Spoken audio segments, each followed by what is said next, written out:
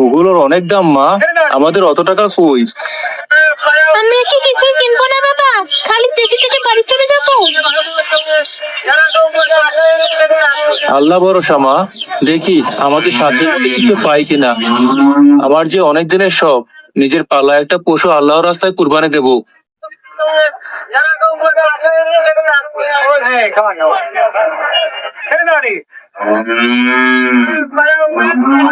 বাবা, ওই সাদা বাছুরটা কি সুন্দর, কিন্তু কাঁপছে কেন? ওর কি ঠান্ডা লাগছে? না মা, ভয় আর ক্ষুধায় কাঁপছে। মালিক হয়তো ঠিক মতো খেতে দেয় না, বড্ড দুর্বল। আমরা ওকে বাড়ি নিয়ে যাই বাবা, আমি ওকে অনেক খাওয়াবো, দেখবেও ঠিক হয়ে যাবে।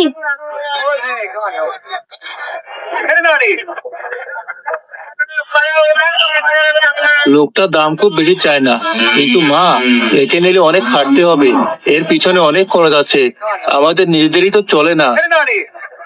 আমি আমার ভাগে দুধ খাওয়াবো, আমি ওর জন্য মাঠ থেকে ঘাস কেটে আনবো, তুমি নিয়ে চলো বাবা, আমার খুব মায়া লাগছে। ঠিক আছে, যা আছে কপালে, আল্লাহ যা করেন ভালোর জন্যই করেন।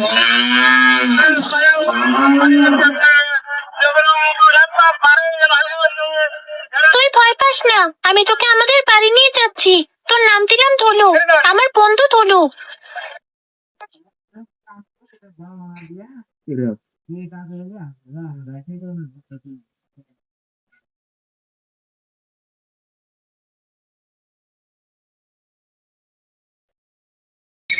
ধুলো এখন আর সেই রুগ্ন বাছুর নেই, সে এক বিশাল স্বাস্থ্যবান ও সুন্দর শাড়ি পরিণত হয়েছে।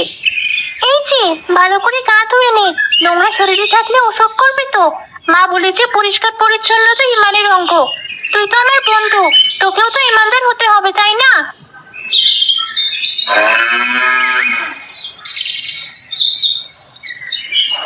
কি রাবে আনছি, বন্ধুর সাথে খুব আদিক্ষেতা চলছে।